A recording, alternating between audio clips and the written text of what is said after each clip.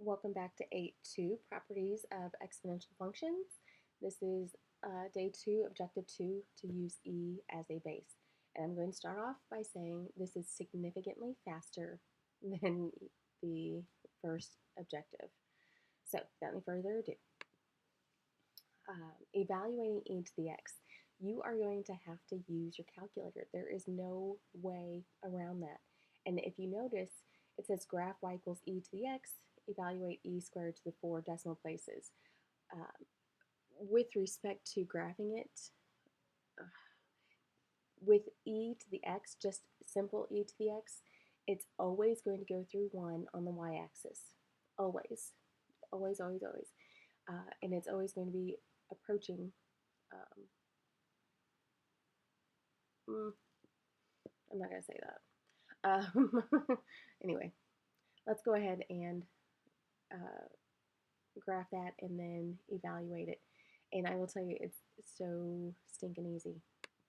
Okay, so we're going to go to y equals e. Where is it? On here. There we go. We have e to the x, and that's raising it to the x power.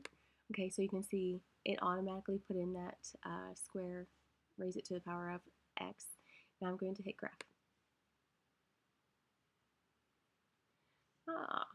Now, I think that one specifically, yeah, evaluate E3 to 4 decimal places. All right, so now coming back to here, we have second function e to the x raised to the 3rd power, and that is going to give us 20.0855. So to 4 decimal places is going to give us 0.0855. 20.0855. That's it, that's your answer. Nothing else. Okay? And really, essentially, I don't believe you have to graph these each time.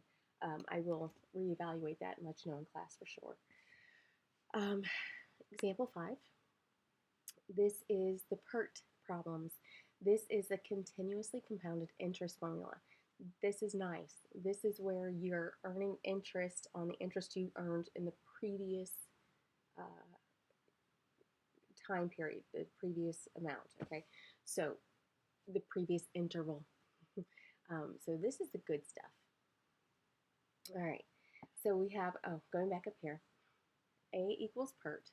So A is the amount in the account. That's what is there at the end, your end value. P is the principal, what you're starting with, what you're depositing into the account, what you're beginning with. E is there. R is your rate of interest annually. Okay, that's the key word, rate of interest annually. And this also has to be in the form of a decimal.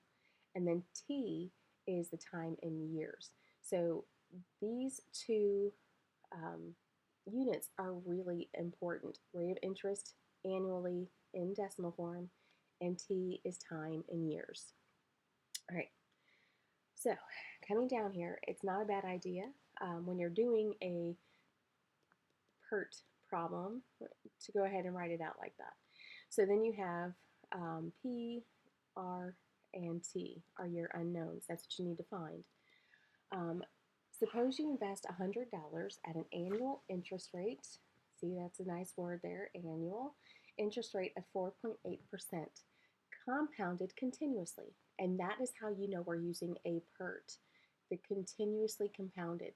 If it's just compounded, then we're just doing an exponential function. Y equals AB to the x power. How much will you have in the account after 3 years? Okay, so we know that our principal, what we're beginning with, is $100.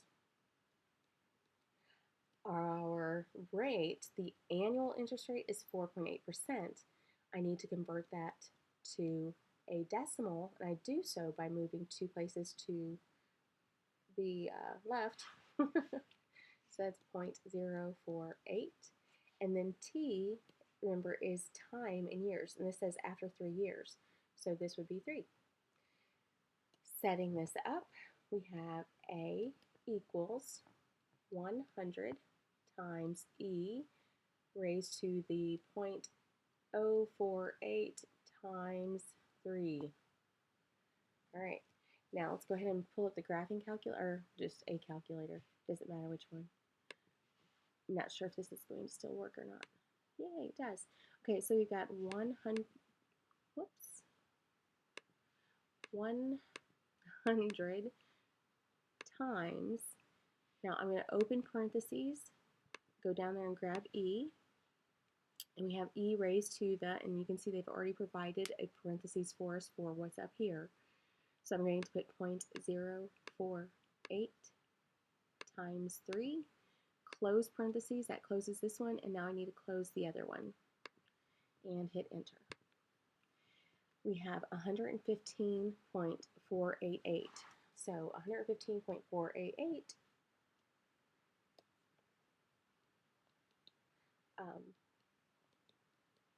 since we're talking about money, we are obviously going to round to that second place value, to the hundredths. So we're going to have $115.49.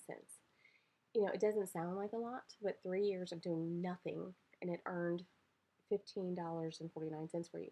Imagine if you had put in 1,000 or 100,000. I mean, it's going to earn you a substantial amount of interest depending on how large your principal is. All right, that concludes this lesson. So, like I said, day 2 so much easier than day 1. See you later, guys.